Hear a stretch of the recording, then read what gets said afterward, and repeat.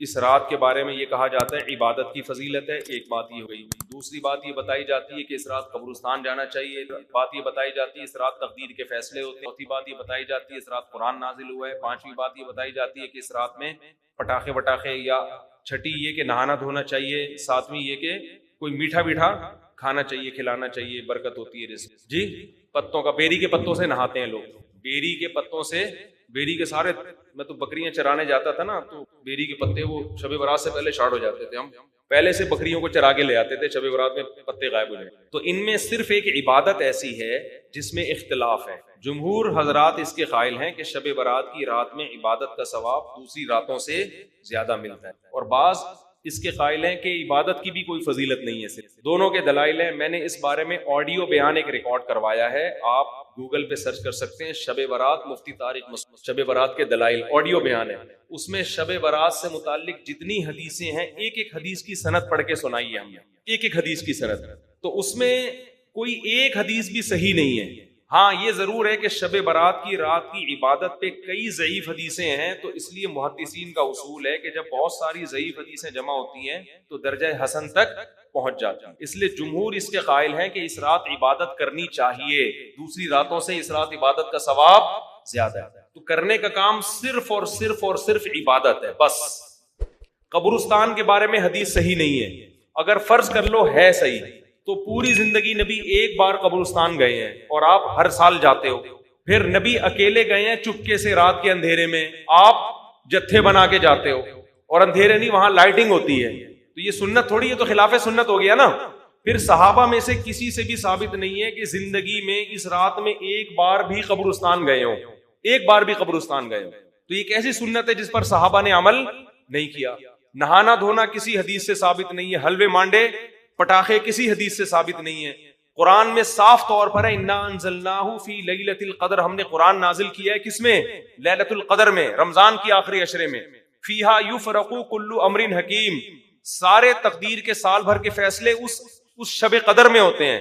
تو اتنی واضح قرآن کی آیتیں موجود ہیں، تو شب برات کے بارے میں ایسی روایتیں موجود نہیں ہیں، سمجھتے ہو؟ اس لیے بعض ائمہ اس کے قائل ہے کہ بعض رافضیوں نے، بعض لوگوں نے لیلۃ القدر جو ہے نا رمضان کے آخری عشرے میں ہوتی ہے، اس رات کی ویلیو کو گھٹانے کے لیے اس کی اہمیت بڑھائی ہے، تاکہ اس رات کی ویلیو کیا ہو جائے؟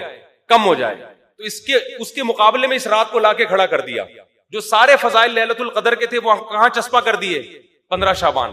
قرآن کہہ رہے واضح طور پہ ہم نے لیلۃ القدر میں قرآن نازل کیا، شب برات والے کیا کہتے ہیں؟ 15 شعبان کو نازل کیا، وہ کہتے ہیں اس میں بھی کیا، اس میں بھی کیا، پھر تعویلات کی جاتی ہیں۔ لیکن ایک بات قرآن اتنے واضح انداز میں بیان کر رہے ہیں، تو جو فضیلت جس رات کو حاصل ہے وہ اسی رات کو دینی چاہیے۔ تو 15 شعبان کو صرف اتنا اگر کرنا ہے تو صرف انفرادی طور پر عبادت کی جائے، اس کا بھی کوئی مخصوص طریقہ نہیں ہے۔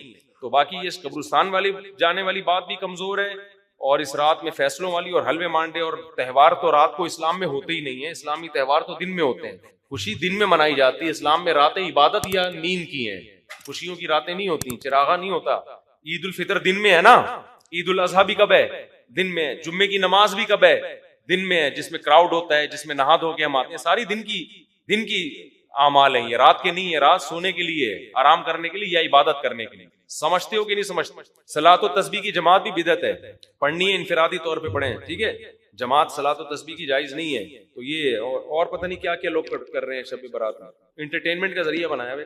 15 شعبان کی جو رات ہے اور 15 شعبان کا روزہ، اس کے حوالے سے بہت زیادہ لوگ سوال پوچھ رہے ہیں، تو میں نے ارادہ کیا میں ایک کلپ ریکارڈ کروا دوں، اس میں جو بھی میری ٹوٹی پھوٹی تحقیق ہے، جو میں نے احادیث دیکھی اس بارے میں، اور جو علماء کے اقوال دیکھے، اور جتنا میں اس کی ریسرچ کر سکا ہوں، اس کا ایک خلاصہ آپ کے سامنے رکھ دوں۔ اگر میں وہ تمام احادیث آپ کو پڑھ کے سناؤں، پھر ایک ایک کی سند پڑھوں، پھر ایک ایک کی سند پہ بحث کروں، تو وہ بات بہت ہو جائے گی لمبی، اور کلپ بہت طویل ہو جائے گا۔ تو ایک خلاصے کے طور پر پوری جو ایک تحقیق ہے وہ میں آپ کے سامنے رکھنا چاہتا ہوں۔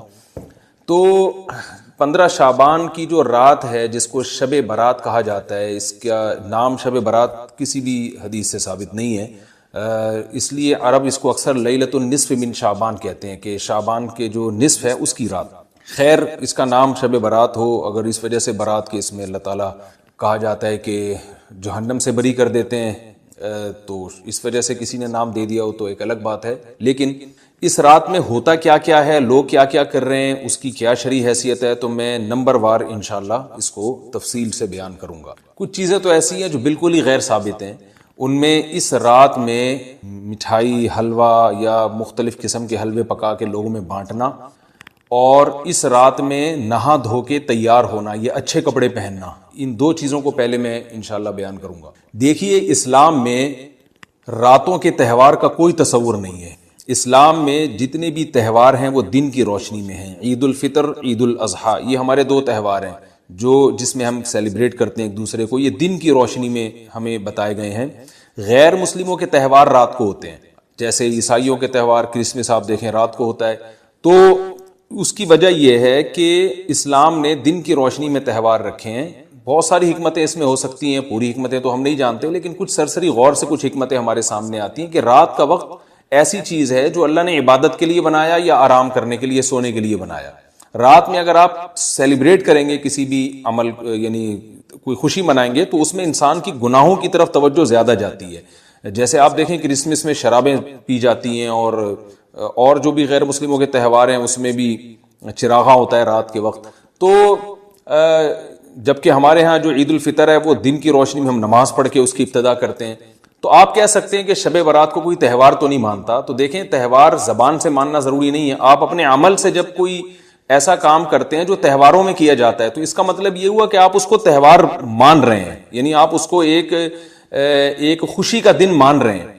تو نہانا دھونا یا کھانے پکا کے لوگوں میں تقسیم کرنا یا خود کھانا، اور خاص طور پہ حلوہ یعنی میٹھا، یہ چیزیں تہواروں کے موقع پر ہوتی ہیں۔ جیسے ہم عید الفطر والے دن صبح سوئیاں بناتے ہیں، میٹھا بناتے ہیں، کھاتے ہیں، لوگوں کو کھلاتے ہیں، نہاتے ہیں، اچھے کپڑے پہنتے ہیں۔ جمعے والے دن بھی، جمعے میں بھی عید کا عنصر ہے، حدیث میں اس کو بھی عید قرار دیا، اس دن بھی ہم نہا دھو کے کپڑے پہنتے ہیں۔ تو جو لوگ 15 شعبان کی رات کو نہاتے دھوتے ہیں، اسپیشلی اس رات کو کہ بھئی آج کوئی تہوار ہے یا آج کوئی خوشی کا دن ہے، اور مٹھائیاں کھاتے ہیں یا حلوے پکاتے ہیں، تو وہ زبان سے اس کو تہوار نہ بھی کہیں، اپنے عمل سے یہ بتاتے ہیں کہ یہ تہوار ہے، جبکہ یہ تہوار نہیں ہے۔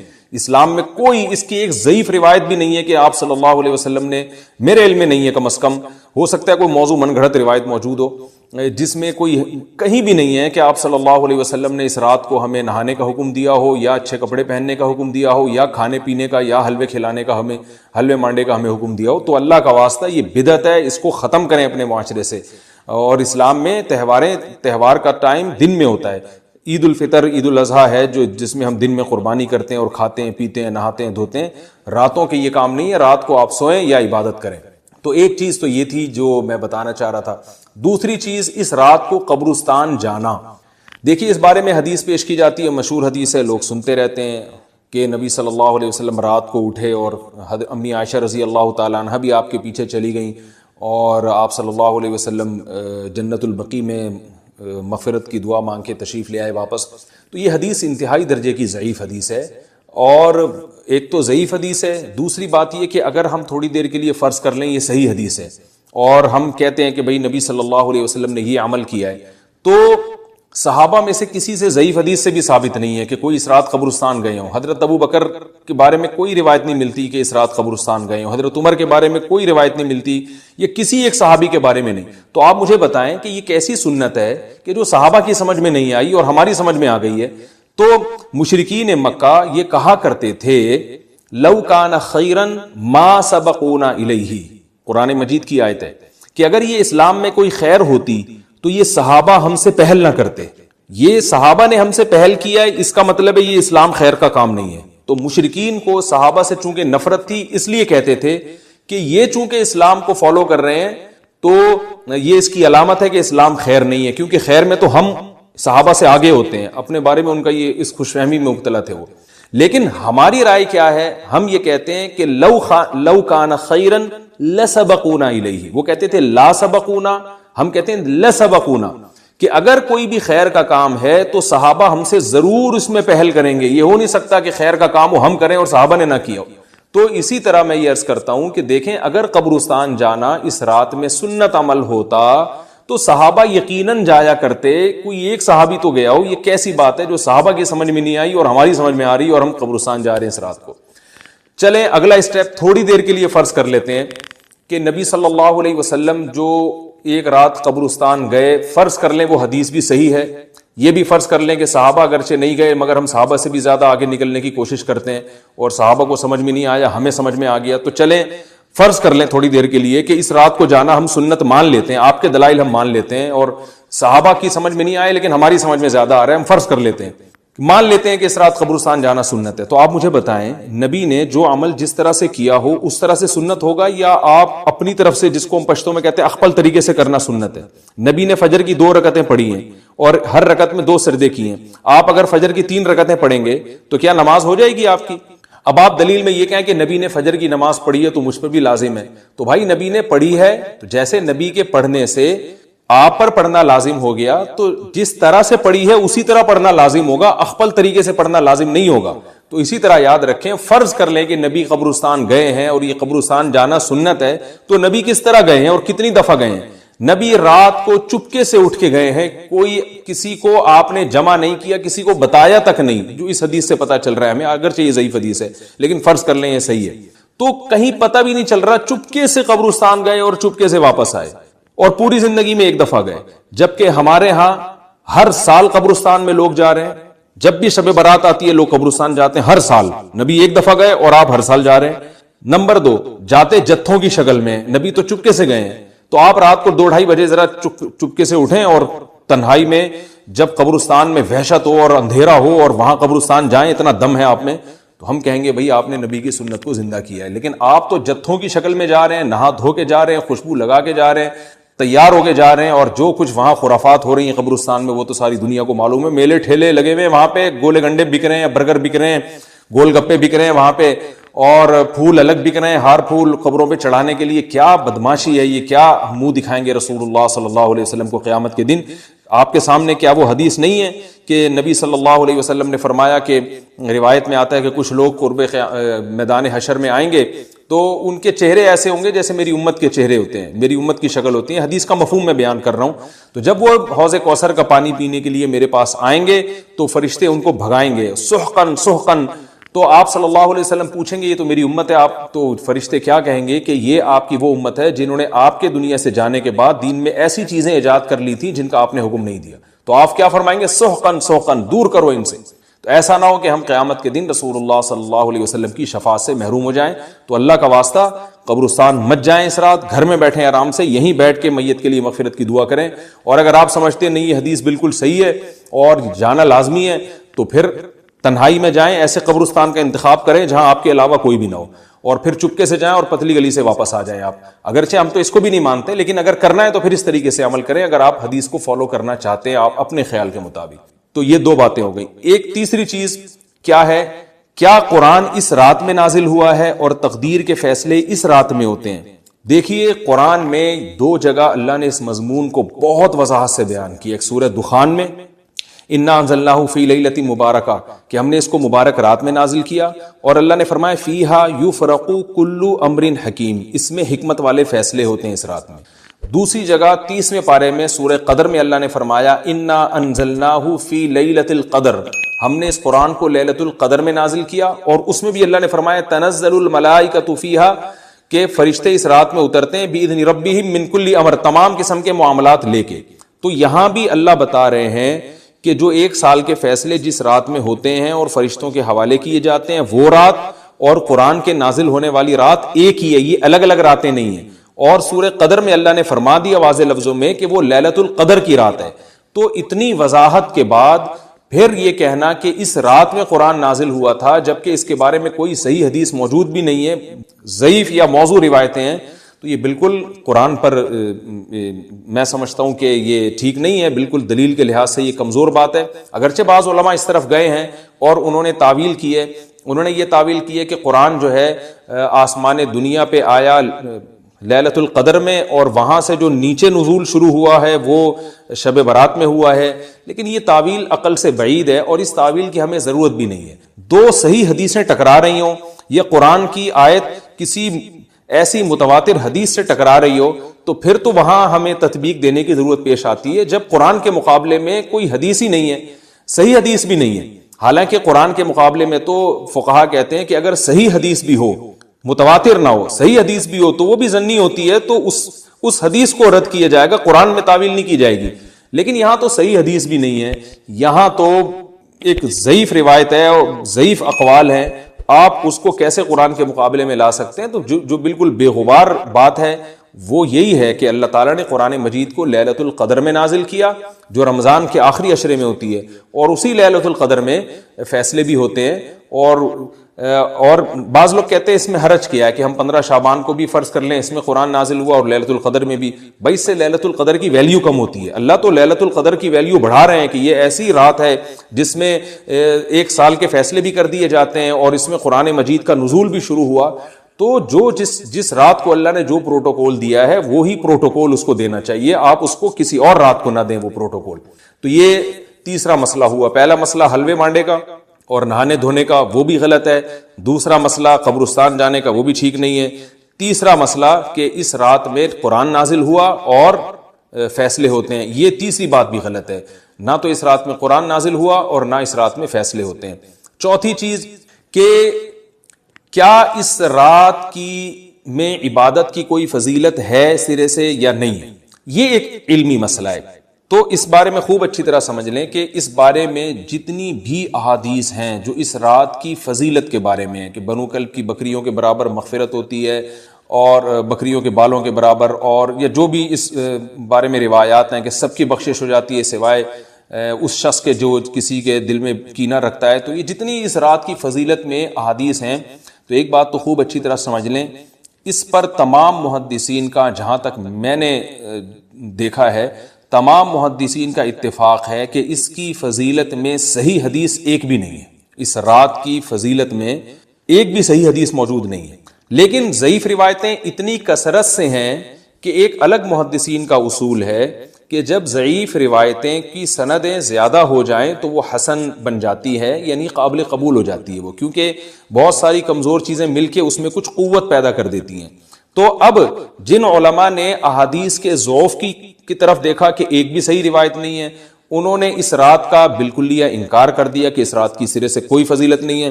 لیکن جن علماء نے اصول حدیث کی طرف دیکھا اور فقہ کے ایک اصول کی طرف دیکھا کہ کثرت روایات درجہ حسن تک پہنچ جاتی ہیں ضعیف روایات، تو انہوں نے کہا کہ بالکل اس رات کی فضیلت کا انکار ہی سرے سے کر دینا یہ غلط ہے. تو جمہور اس طرف گئے ہیں کہ اس رات کی فضیلت کا بالکلیہ انکار کر دینا یا اس کی عبادت کی فضیلت کا بالکلیہ انکار کر دینا یہ ٹھیک نہیں ہے. لیکن کچھ علماء، وہ بھی بڑے محقق علماء ہیں، وہ اس طرف گئے ہیں کہ اس رات کی سرے سے کوئی فضیلت اسلام میں ہے ہی نہیں. اب میں دونوں طرف کے علماء کا کچھ تھوڑا سا تجزیہ پیش کرتا ہوں. تو جو علماء یہ کہتے ہیں کہ اس رات کی فضیلت ہے اور فضیلت میں کثرت سے روایات ہیں اور اس میں بڑے بڑے علماء داخل ہیں، امام شافعی رحمہ اللہ تعالی جیسے مجتہد بھی ہیں جو اس رات کی فضیلت کے قائل ہیں. باقی ائمہ سے مجھے جو ہے نا امام ابو حنیفہ سے کچھ نہیں ملا اس رات کی فضیلت کے بارے میں، اور امام احمد ابن حنبل سے بھی مختلف روایات ملی ہیں، اس لیے میں جزم سے کسی اور امام کے بارے میں نہیں کہہ سکتا. لیکن امام شافعی سے بہرحال اس کی فضیلت صراحتاً منقول ہے، اگرچہ انہوں نے بھی اعتراف کیا ہے کہ اس کی روایات کے بارے میں جتنی اس بارے میں روایات ہیں وہ ضعیف ہیں. لیکن وہی ایک اصول ہے کہ جب ضعیف روایات بہت کثرت سے ہوتی ہیں تو درجہ حسن تک پہنچ جاتی ہیں. تو اس اصول کے تحت جمہور اس کے قائل ہیں کہ اس رات میں عبادت اگر ہم کرتے ہیں تو دوسری راتوں کی نسبت ہمیں ثواب زیادہ ملتا ہے. لیکن جو بعض دوسرے علماء جو بالکل ہی اس رات کی فضیلت کے منکر ہیں، ان کے دلائل میں یہ ہے کہ یہ بات اگرچہ درست ہے کہ اگر ضعیف روایات کثرت سے ہوں تو وہ درجہ حسن تک پہنچ جاتی ہیں، لیکن وہ کہتے ہیں کہ کچھ قرائن ایسے ہیں جن قرائن سے پتہ چلتا ہے کہ جو ہے ان قرائن کو اگر سامنے رکھا جائے تو وہ ان کی رائے یہ ہے کہ پھر ان کا خیال یہ ہے کہ ان کا رجحان اس طرف ہے کہ اس رات کی سرے سے کوئی فضیلت نہیں ہے. ان قرائن میں ایک چیز یہ بھی ہے کہ اس کے بارے میں جو روایات ہیں ان میں بہت زیادہ ثواب کی بشارت سنائی گئی ہے. تو بعض محدثین کا یہ اصول ہے کہ کسی رات کے بارے میں یا کسی خاص عمل کے بارے میں بہت زیادہ کہیں غلو ہوتا ہے یا مبالغہ ہوتا ہے، غلو تو نہیں کہہ سکتے، تو یہ خود ایک اس طرف اشارہ ہوتا ہے کہ یہ ایک ضعف ہے، اگرچہ یہ کوئی اتنی مضبوط بات نہیں ہے. لیکن بہرحال جو علماء اس کی فضیلت کے بالکل منکر ہیں ان کی ایک دلیل میں آپ کے سامنے پیش کر رہا ہوں. دوسری بات یہ ہے کہ جو علماء اس کی فضیلت کے بالکل بھی قائل نہیں ہیں ان کی ایک بڑی دلیل یہ بھی ہے جن میں ہمارے شیخ حضرت مفتی رشید احمد صاحب رحمہ اللہ تعالی بھی تھے. اگرچہ انہوں نے اس بارے میں کوئی صراحتاً فتویٰ نہیں دیا، لیکن وہ یہ اشکال ظاہر کیا کرتے تھے کہ شریعت میں جب بھی کسی وقت کی یا کسی خاص رات کی کوئی فضیلت آتی ہے تو اللہ تعالیٰ اس کو جو ہے وہ اس کا صحیح ٹائم نہیں بتاتے، بلکہ اس میں اختلاف ڈال دیتے ہیں. اس کی مثال ایسے جیسے جمعے کے دن حدیث میں آتا ہے کہ ایک وقت جمعے میں ایسا آتا ہے جس میں دعا لازمی قبول ہوتی ہے. اب ظاہر ہے وہ بڑا فضیلت کا وقت ہے، تو وہ وقت ہمیں متعین طور پہ بتایا نہیں گیا ہے، اس لیے علماء کا اس میں اختلاف ہوا. بعض نے کہا عصر کے بعد، بعض نے کہا کہ 2 خطبوں کے درمیان. لیلۃ القدر کو دیکھ لیں، لیلۃ القدر کی فضیلت میں قرآن بھی ہے، بہت ساری احادیث ہیں، لیکن لیلۃ القدر کی رات ہے کون سی یہ اللہ نے اس میں ابہام ڈال دیا.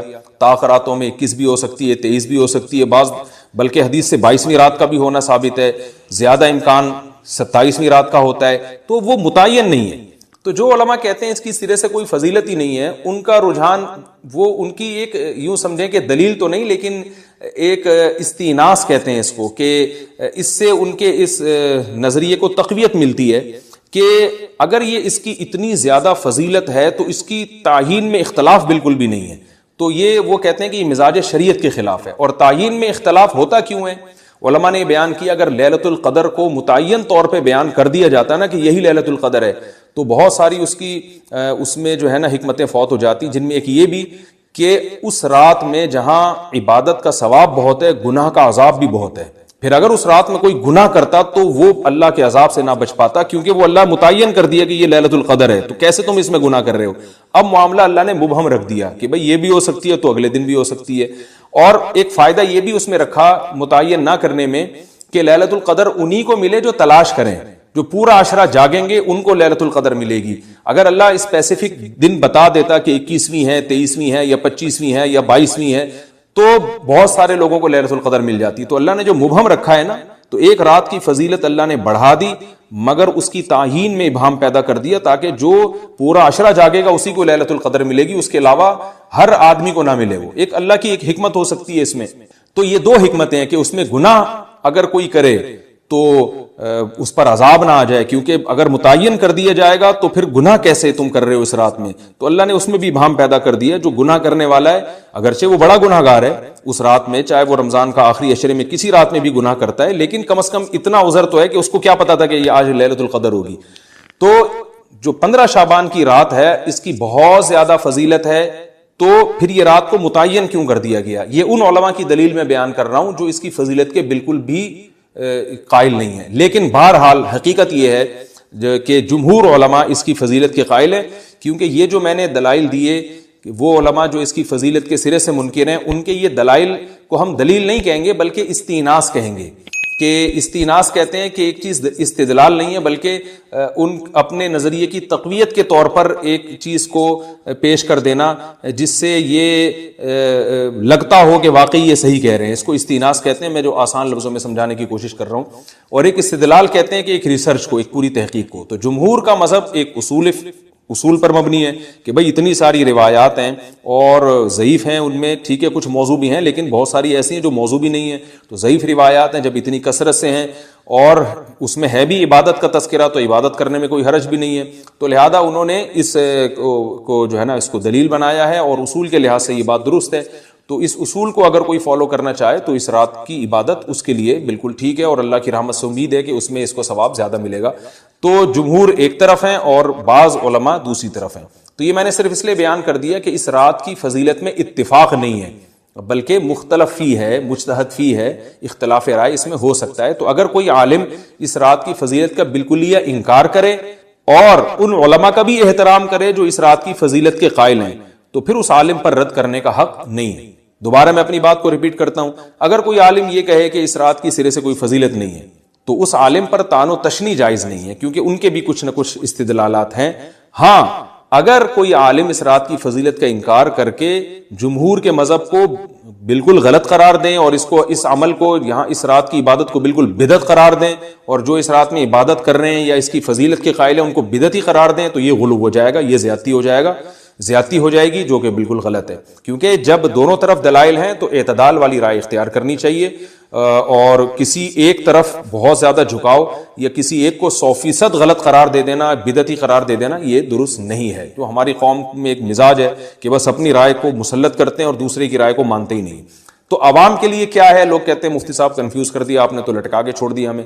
وہی میں کنفیوز نہیں کر رہا، عوام جمہور کے مذہب کو فالو کرے گی، جمہور میں بڑے بڑے علماء ہیں، وہ اس کی فضیلت کے قائل ہیں، اور وہ اس کے قائل ہیں کہ اس رات میں عبادت کرنی چاہیے، تو آپ جمہور کے مذہب کو فالو کر سکتے ہیں۔ تو اب یہ بات تو ہو گئی، جمہور کا مذہب میں نے آپ کو بتایا کہ وہ اس رات میں فضیلت کے قائل ہیں کہ اس رات میں عبادت کرنی چاہیے، لیکن کیسے کرنی چاہیے اس پر تمام علماء کا اتفاق ہے کہ مسجد میں جتھے بنا کے جانا یا اجتماعی عبادت کرنا یہ بالکل بدعت ہے، بالکل ناجائز ہے۔ اسی طرح کوئی مخصوص قسم کی نماز پڑھنا کہ پہلی رکعت میں یہ والی صورت، تو دوسری میں یہ والی صورت، تو تیسری میں یہ والی صورت، یہ بالکل بدعت ہے۔ صلاۃ التسبیح کی جماعتیں بدعت ہیں۔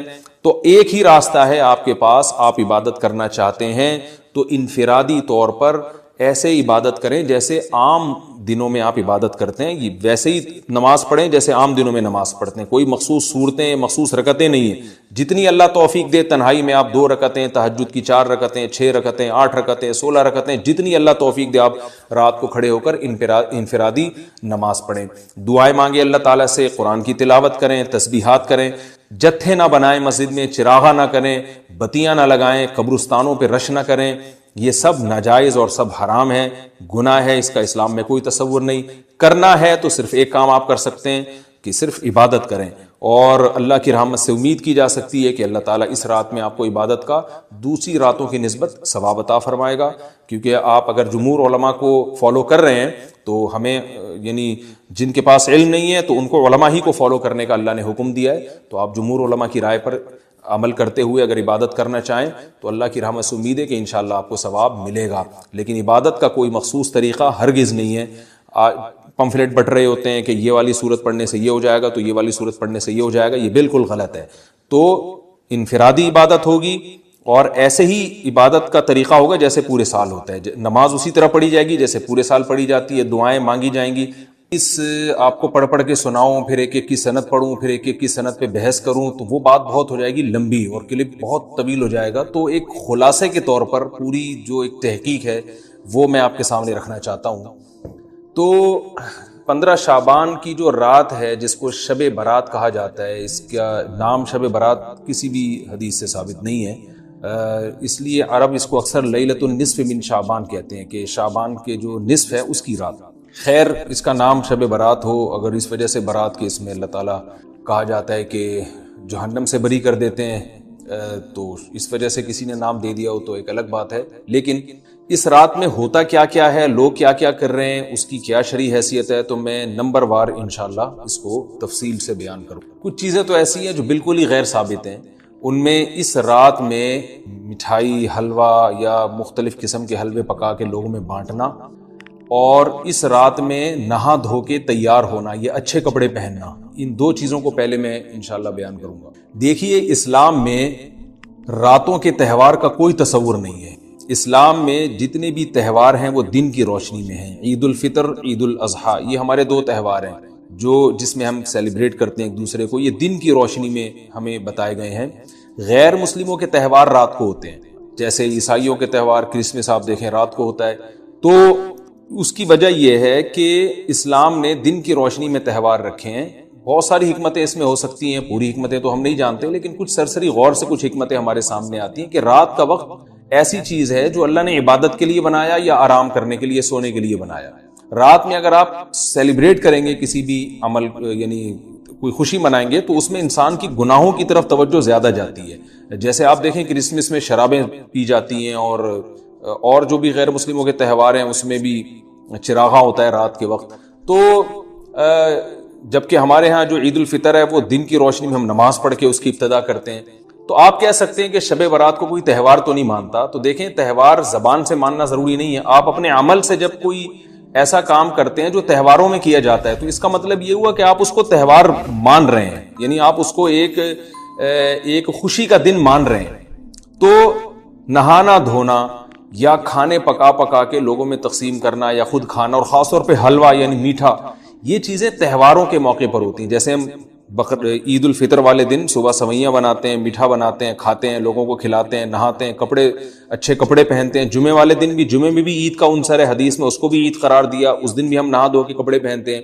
تو جو لوگ 15 شعبان کی رات کو نہاتے دھوتے ہیں, اسپیشلی اس رات کو کہ بھئی آج کوئی تہوار ہے یا آج کوئی خوشی کا دن ہے, اور مٹھائیاں کھاتے ہیں یا حلوے پکاتے ہیں, تو وہ زبان سے اس کو تہوار نہ بھی کہیں, اپنے عمل سے یہ بتاتے ہیں کہ یہ تہوار ہے, جبکہ یہ تہوار نہیں ہے. اسلام میں کوئی اس کی ایک ضعیف روایت بھی نہیں ہے کہ آپ صلی اللہ علیہ وسلم نے, میرے علم میں نہیں ہے کم از کم, ہو سکتا ہے کوئی موضوع من گھڑت روایت موجود ہو جس میں کوئی کہیں بھی نہیں ہے کہ آپ صلی اللہ علیہ وسلم نے اس رات کو ہمیں نہانے کا حکم دیا ہو, یا اچھے کپڑے پہننے کا حکم دیا ہو, یا کھانے پینے کا یا حلوے کھلانے کا, ہمیں حلوے مانڈے کا ہمیں حکم دیا ہو. تو اللہ کا واسطہ یہ بدعت ہے, اس کو ختم کریں اپنے معاشرے سے.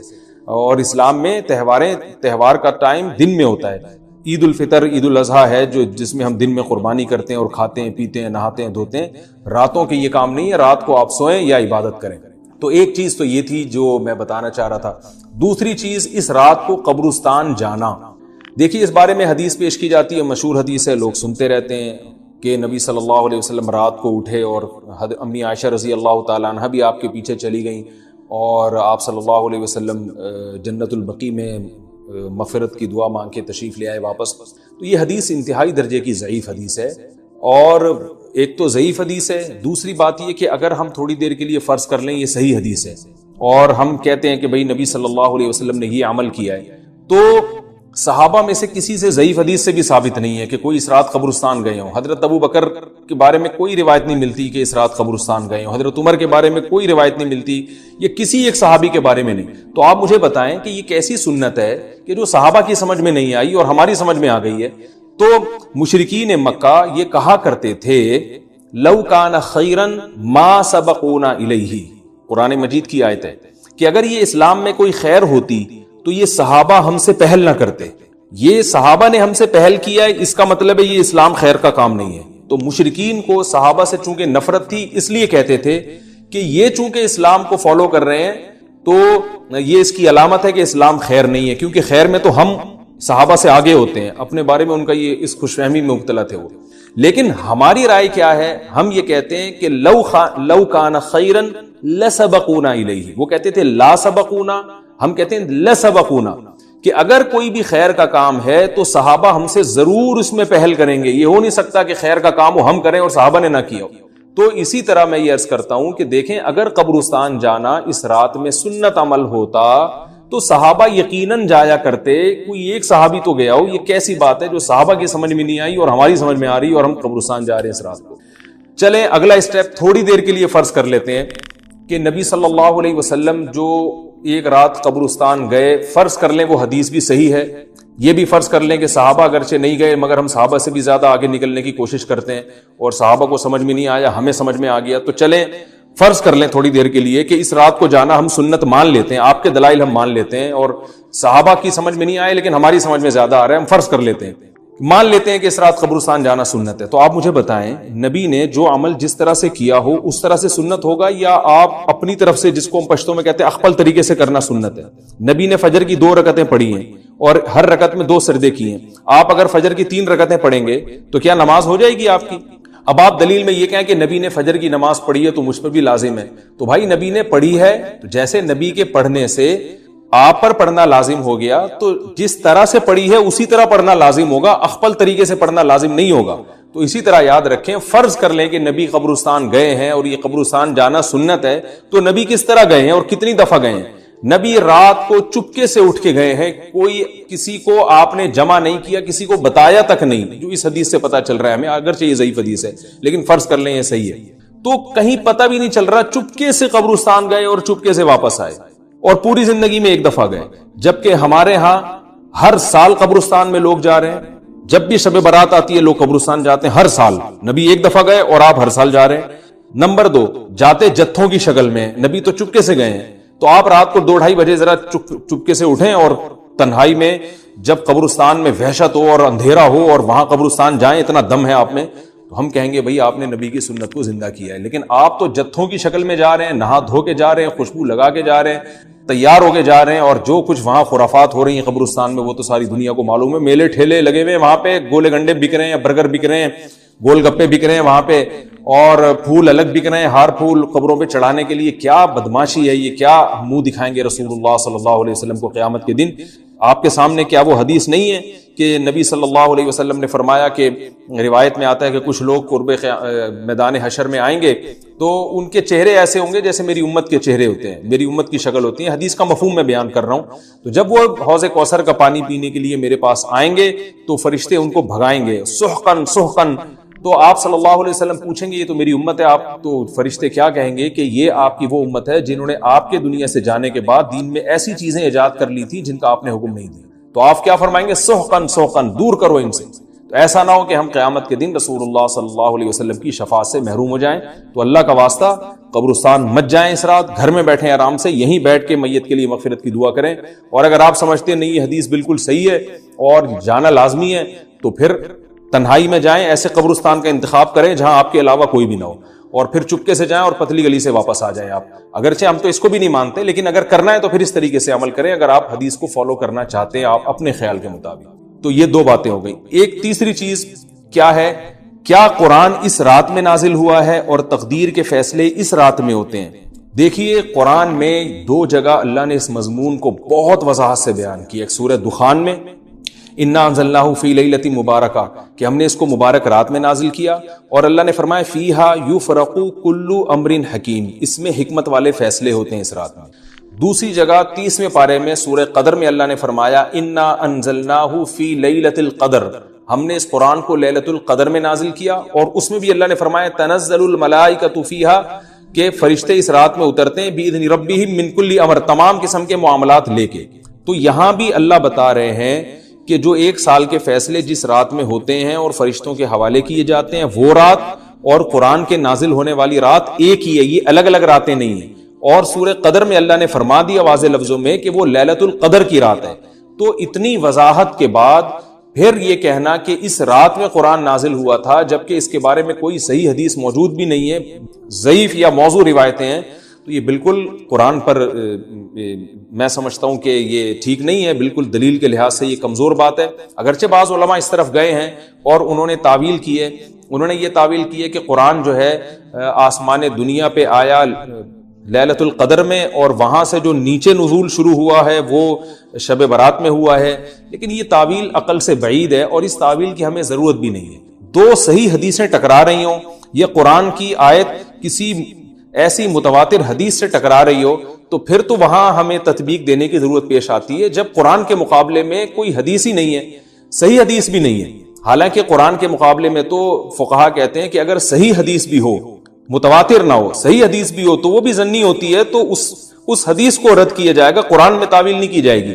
لیکن یہاں تو صحیح حدیث بھی نہیں ہے، یہاں تو ایک ضعیف روایت ہے اور ضعیف اقوال ہیں، آپ اس کو کیسے قرآن کے مقابلے میں لا سکتے ہیں؟ تو جو بالکل بے غبار بات ہے وہ یہی ہے کہ اللہ تعالیٰ نے قرآن مجید کو لیلۃ القدر میں نازل کیا جو رمضان کے آخری عشرے میں ہوتی ہے، اور اسی لیلۃ القدر میں فیصلے بھی ہوتے ہیں. اور بعض لوگ کہتے ہیں اس میں حرج کیا ہے کہ ہم 15 شعبان کو بھی فرض کر لیں، اس میں قرآن نازل ہوا اور لیلۃ القدر میں بھی.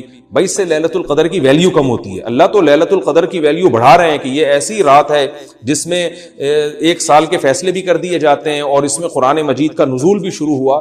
تو جس رات کو اللہ نے جو پروٹوکول دیا ہے وہی پروٹوکول اس کو دینا چاہیے، آپ اس کو کسی اور رات کو نہ دیں وہ پروٹوکول. تو یہ تیسرا مسئلہ ہوا. پہلا مسئلہ حلوے مانڈے کا اور نہانے دھونے کا، وہ بھی غلط ہے. دوسرا مسئلہ قبرستان جانے کا، وہ بھی ٹھیک نہیں ہے. تیسرا مسئلہ کہ اس رات میں قرآن نازل ہوا اور فیصلے ہوتے ہیں، یہ تیسری بات بھی غلط ہے. نہ تو اس رات میں قرآن نازل ہوا اور نہ اس رات میں فیصلے ہوتے ہیں. چوتھی چیز کہ کیا اس رات کی میں عبادت کی کوئی فضیلت ہے سرے سے یا نہیں ہے، یہ ایک علمی مسئلہ ہے.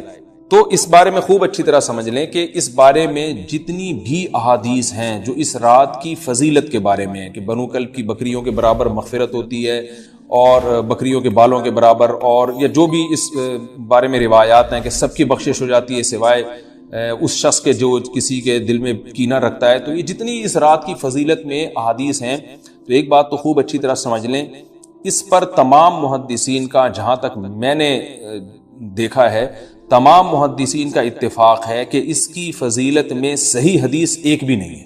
اس رات کی فضیلت میں ایک بھی صحیح حدیث موجود نہیں ہے. لیکن ضعیف روایتیں اتنی کثرت سے ہیں کہ ایک الگ محدثین کا اصول ہے کہ جب ضعیف روایتیں کی سندیں زیادہ ہو جائیں تو وہ حسن بن جاتی ہے, یعنی قابل قبول ہو جاتی ہے وہ, کیونکہ بہت ساری کمزور چیزیں مل کے اس میں کچھ قوت پیدا کر دیتی ہیں. تو اب جن علماء نے احادیث کے ضعف کی طرف دیکھا کہ ایک بھی صحیح روایت نہیں ہے, انہوں نے اس رات کا بالکل انکار کر دیا کہ اس رات کی سرے سے کوئی فضیلت نہیں ہے. لیکن جن علماء نے اصول حدیث کی طرف دیکھا اور فقہ کے ایک اصول کی طرف دیکھا کہ کثرت روایات درجہ حسن تک پہنچ جاتی ہیں, ضعیف روایات, تو انہوں نے کہا کہ بالکل اس رات کی فضیلت کا انکار ہی سرے سے کر دینا یہ غلط ہے. تو جمہور اس طرف گئے ہیں کہ اس رات کی فضیلت کا بالکل انکار کر دینا یا اس کی عبادت کی فضیلت کا بالکل انکار کر دینا یہ ٹھیک نہیں ہے. لیکن کچھ علماء, وہ بھی بڑے محقق علماء ہیں, وہ اس طرف گئے ہیں کہ اس رات کی سرے سے کوئی فضیلت اسلام میں ہے ہی نہیں. اب میں دونوں طرف کے علماء کا کچھ تھوڑا سا تجزیہ پیش کرتا ہوں. تو جو علماء یہ کہتے ہیں کہ اس رات کی فضیلت ہے اور فضیلت میں کثرت سے روایات ہیں اور اس میں بڑے بڑے علماء داخل ہیں, امام شافعی رحمہ اللہ تعالی جیسے مجتہد بھی ہیں جو اس رات کی فضیلت کے قائل ہیں. باقی ائمہ سے مجھے جو ہے نا امام ابو حنیفہ سے کچھ نہیں ملا اس رات کی فضیلت کے بارے میں, اور امام احمد ابن حنبل سے بھی مختلف روایات ملی ہیں, اس لیے میں جزم سے کسی اور امام کے بارے میں نہیں کہہ سکتا. لیکن امام شافعی سے بہرحال اس کی فضیلت صراحتاً منقول ہے, اگرچہ انہوں نے بھی اعتراف کیا ہے کہ اس کی روایات کے بارے میں جتنی اس بارے میں روایات ہیں وہ ضعیف ہیں. لیکن وہی ایک اصول ہے کہ جب ضعیف روایات بہت کثرت سے ہوتی ہیں تو درجہ حسن تک پہنچ جاتی ہیں. تو اس اصول کے تحت جمہور اس کے قائل ہیں کہ اس رات میں عبادت اگر ہم کرتے ہیں تو دوسری راتوں کی نسبت ہمیں ثواب زیادہ ملتا ہے. لیکن جو بعض دوسرے علماء جو بالکل ہی اس رات کی فضیلت کے منکر ہیں, ان کے دلائل میں یہ ہے کہ یہ بات اگرچہ درست ہے کہ اگر ضعیف روایات کثرت سے ہوں تو وہ درجہ حسن تک پہنچ جاتی ہیں, لیکن وہ کہتے ہیں کہ کچھ قرائن ایسے ہیں جن قرائن سے پتہ چلتا ہے کہ جو ہے ان قرائن کو اگر سامنے رکھا جائے تو وہ ان کی رائے یہ ہے کہ پھر ان کا خیال یہ ہے کہ ان کا رجحان اس طرف ہے کہ اس رات کی سرے سے کوئی فضیلت نہیں ہے. ان قرائن میں ایک چیز یہ بھی ہے کہ اس کے بارے میں جو روایات ہیں ان میں بہت زیادہ ثواب کی بشارت سنائی گئی ہے. تو بعض محدثین کا یہ اصول ہے کہ کسی رات کے بارے میں یا کسی خاص عمل کے بارے میں بہت زیادہ کہیں غلو ہوتا ہے یا مبالغہ ہوتا ہے, غلو تو نہیں کہہ سکتے, تو یہ خود ایک اس طرف اشارہ ہوتا ہے کہ یہ ایک ضعف ہے. اگرچہ یہ کوئی اتنی مضبوط بات نہیں ہے, لیکن بہرحال جو علماء اس کی فضیلت کے بالکل منکر ہیں ان کی ایک دلیل میں آپ کے سامنے پیش کر رہا ہوں. دوسری بات یہ ہے کہ جو علماء اس کی فضیلت کے بالکل بھی قائل نہیں ہیں ان کی ایک بڑی دلیل یہ بھی ہے, جن میں ہمارے شیخ حضرت مفتی رشید احمد صاحب رحمہ اللہ تعالی بھی تھے. اگرچہ انہوں نے اس بارے میں کوئی صراحتاً فتویٰ نہیں دیا, لیکن وہ یہ اشکال ظاہر کیا کرتے تھے کہ شریعت میں جب بھی کسی وقت کی یا کسی خاص رات کی کوئی فضیلت آتی ہے تو اللہ تعالیٰ اس کو جو ہے وہ اس کا صحیح ٹائم نہیں بتاتے بلکہ اس میں اختلاف ڈال دیتے ہیں. اس کی مثال ایسے جیسے جمعے کے دن حدیث میں آتا ہے کہ ایک وقت جمعے میں ایسا آتا ہے جس میں دعا لازمی قبول ہوتی ہے. اب ظاہر ہے وہ بڑا فضیلت کا وقت ہے, تو وہ وقت ہمیں متعین طور پہ بتایا نہیں گیا ہے, اس لیے علماء کا اس میں اختلاف ہوا. بعض نے کہا عصر کے بعد, بعض نے کہا کہ 2 خطبوں کے درمیان. لیلۃ القدر کو دیکھ لیں, لیلۃ القدر کی فضیلت میں قرآن بھی ہے, بہت ساری احادیث ہیں, لیکن لیلۃ القدر کی رات ہے کون سی یہ اللہ نے اس میں ابہام ڈال دیا. تاخراتوں میں 21 بھی ہو سکتی ہے, 23 بھی ہو سکتی ہے, بعض بلکہ حدیث سے 22ویں رات کا بھی ہونا ثابت ہے, زیادہ امکان 27ویں رات کا ہوتا ہے, تو وہ متعین نہیں ہے. تو جو علماء کہتے ہیں اس کی سرے سے کوئی فضیلت ہی نہیں ہے, ان کا رجحان وہ ان کی ایک یوں سمجھیں کہ دلیل تو نہیں لیکن ایک استئناس کہتے ہیں اس کو, کہ اس سے ان کے اس نظریے کو تقویت ملتی ہے کہ اگر یہ اس کی اتنی زیادہ فضیلت ہے تو اس کی تعیین میں اختلاف بالکل بھی نہیں ہے. تو یہ وہ کہتے ہیں کہ یہ مزاج شریعت کے خلاف ہے. اور تعیین میں اختلاف ہوتا کیوں ہے؟ علماء نے بیان کیا اگر لیلۃ القدر کو متعین طور پہ بیان کر دیا جاتا نا کہ یہی لیلۃ القدر ہے تو بہت ساری اس میں جو ہے نا حکمتیں فوت ہو جاتی, جن میں ایک یہ بھی کہ اس رات میں جہاں عبادت کا ثواب بہت ہے گناہ کا عذاب بھی بہت ہے. پھر اگر اس رات میں کوئی گناہ کرتا تو وہ اللہ کے عذاب سے نہ بچ پاتا، کیونکہ وہ اللہ متعین کر دیا کہ یہ لیلۃ القدر ہے، تو کیسے تم اس میں گناہ کر رہے ہو؟ اب معاملہ اللہ نے مبہم رکھ دیا کہ بھئی یہ بھی ہو سکتی ہے تو اگلے دن بھی ہو سکتی ہے۔ اور ایک فائدہ یہ بھی اس میں رکھا متعین نہ کرنے میں کہ لیلۃ القدر انہی کو ملے جو تلاش کریں، جو پورا عشرہ جاگیں گے ان کو لیلۃ القدر ملے گی۔ اگر اللہ اسپیسیفک دن بتا دیتا کہ 21ویں ہے، 23ویں ہے، یا 25ویں ہے، یا 22ویں ہے، تو بہت سارے لوگوں کو لیلۃ القدر مل جاتی۔ تو اللہ نے جو مبہم رکھا ہے نا، تو ایک رات کی فضیلت اللہ نے بڑھا دی، مگر اس کی تعیین میں ابہام پیدا کر دیا تاکہ جو پورا عشرہ جاگے گا اسی کو لیلۃ القدر ملے گی، اس کے علاوہ ہر آدمی کو نہ ملے۔ وہ ایک اللہ کی ایک حکمت ہو سکتی ہے اس میں۔ تو یہ دو حکمتیں ہیں کہ اس میں گناہ اگر کوئی کرے تو اس پر عذاب نہ آ جائے، کیونکہ اگر متعین کر دیا جائے گا تو پھر گناہ کیسے تم کر رہے ہو اس رات میں؟ تو اللہ نے اس میں بھی ابہام پیدا کر دیا۔ جو گناہ کرنے والا ہے اگرچہ وہ بڑا گناہ گار ہے اس رات میں، چاہے وہ رمضان کا آخری عشرے میں کسی رات میں بھی گناہ کرتا ہے، لیکن کم از کم اتنا عذر تو ہے کہ اس کو کیا پتا تھا کہ یہ آج لیلۃ القدر ہوگی۔ تو جو 15 شعبان کی رات ہے اس کی بہت زیادہ فضیلت ہے، تو پھر یہ رات کو متعین کیوں کر دیا گیا؟ یہ ان علماء کی دلیل میں بیان کر رہا ہوں جو اس کی فضیلت کے بالکل بھی قائل نہیں ہے، لیکن بہرحال حقیقت یہ ہے کہ جمہور علماء اس کی فضیلت کے قائل ہیں، کیونکہ یہ جو میں نے دلائل دیے، وہ علماء جو اس کی فضیلت کے سرے سے منکر ہیں، ان کے یہ دلائل کو ہم دلیل نہیں کہیں گے بلکہ استیناس کہیں گے، کہ استیناس کہتے ہیں کہ ایک چیز استدلال نہیں ہے بلکہ ان اپنے نظریے کی تقویت کے طور پر ایک چیز کو پیش کر دینا جس سے یہ لگتا ہو کہ واقعی یہ صحیح کہہ رہے ہیں، اس کو استیناس کہتے ہیں۔ میں جو آسان لفظوں میں سمجھانے کی کوشش کر رہا ہوں۔ اور ایک استدلال کہتے ہیں کہ ایک ریسرچ کو، ایک پوری تحقیق کو۔ تو جمہور کا مذہب ایک اصول پر مبنی ہے کہ بھئی اتنی ساری روایات ہیں اور ضعیف ہیں، ان میں ٹھیک ہے کچھ موضوع بھی ہیں لیکن بہت ساری ایسی ہیں جو موضوع بھی نہیں ہیں، تو ضعیف روایات ہیں۔ جب اتنی کثرت سے ہیں اور اس میں ہے بھی عبادت کا تذکرہ، تو عبادت کرنے میں کوئی حرج بھی نہیں ہے، تو لہذا انہوں نے اس کو جو ہے نا اس کو دلیل بنایا ہے، اور اصول کے لحاظ سے یہ بات درست ہے۔ تو اس اصول کو اگر کوئی فالو کرنا چاہے تو اس رات کی عبادت اس کے لیے بالکل ٹھیک ہے، اور اللہ کی رحمت سے امید ہے کہ اس میں اس کو ثواب زیادہ ملے گا۔ تو جمہور ایک طرف ہیں اور بعض علماء دوسری طرف ہیں۔ تو یہ میں نے صرف اس لیے بیان کر دیا کہ اس رات کی فضیلت میں اتفاق نہیں ہے بلکہ مختلف فی ہے، مجتہد فی ہے، اختلاف رائے اس میں ہو سکتا ہے۔ تو اگر کوئی عالم اس رات کی فضیلت کا بالکلیہ انکار کرے اور ان علماء کا بھی احترام کرے جو اس رات کی فضیلت کے قائل ہیں، تو پھر اس عالم پر رد کرنے کا حق نہیں ہے۔ دوبارہ میں اپنی بات کو ریپیٹ کرتا ہوں، اگر کوئی عالم یہ کہے کہ اس رات کی سرے سے کوئی فضیلت نہیں ہے تو اس عالم پر طعن و تشنیع جائز نہیں ہے، کیونکہ ان کے بھی کچھ نہ کچھ استدلالات ہیں۔ ہاں، اگر کوئی عالم اس رات کی فضیلت کا انکار کر کے جمہور کے مذہب کو بالکل غلط قرار دیں اور اس عمل کو یہاں اس رات کی عبادت کو بالکل بدعت قرار دیں، اور جو اس رات میں عبادت کر رہے ہیں یا اس کی فضیلت کے قائل ہیں ان کو بدعتی قرار دیں، تو یہ غلو ہو جائے گا، یہ زیادتی ہو جائے گی، جو کہ بالکل غلط ہے۔ کیونکہ جب دونوں طرف دلائل ہیں تو اعتدال والی رائے اختیار کرنی چاہیے، اور کسی ایک طرف بہت زیادہ جھکاؤ یا کسی ایک کو 100% غلط قرار دے دینا، بدعتی قرار دے دینا، یہ درست نہیں ہے۔ تو ہماری قوم میں ایک مزاج ہے کہ بس اپنی رائے کو مسلط کرتے ہیں اور دوسرے کی رائے کو مانتے ہی نہیں۔ تو عوام کے لیے کیا ہے؟ لوگ کہتے ہیں مفتی صاحب کنفیوز کر دیا آپ نے، تو لٹکا کے چھوڑ دیا ہمیں۔ کوئی میں کنفیوز نہیں کر رہا، عوام جمہور کے مذہب کو فالو کرے گی۔ جمہور میں بڑے بڑے علماء ہیں، وہ اس کی فضیلت کے قائل ہیں، اور وہ اس کے قائل ہیں کہ اس رات میں عبادت کرنی چاہیے، تو آپ جمہور کے مذہب کو فالو کر سکتے ہیں۔ تو اب یہ بات تو ہو گئی جمہور کا مذہب، میں نے آپ کو بتایا کہ وہ اس رات میں فضیلت کے قائل ہیں کہ اس رات میں عبادت کرنی چاہیے، لیکن کیسے کرنی چاہیے اس پر تمام علماء کا اتفاق ہے کہ مسجد میں جتھے بنا کے جانا یا اجتماعی عبادت کرنا یہ بالکل بدعت ہے، بالکل ناجائز ہے۔ اسی طرح کوئی مخصوص قسم کی نماز پڑھنا کہ پہلی رکعت میں یہ والی صورت، تو دوسری میں یہ والی صورت، تو تیسری میں یہ والی صورت، یہ بالکل بدعت ہے۔ صلاۃ التسبیح کی جماعتیں بدعت ہیں۔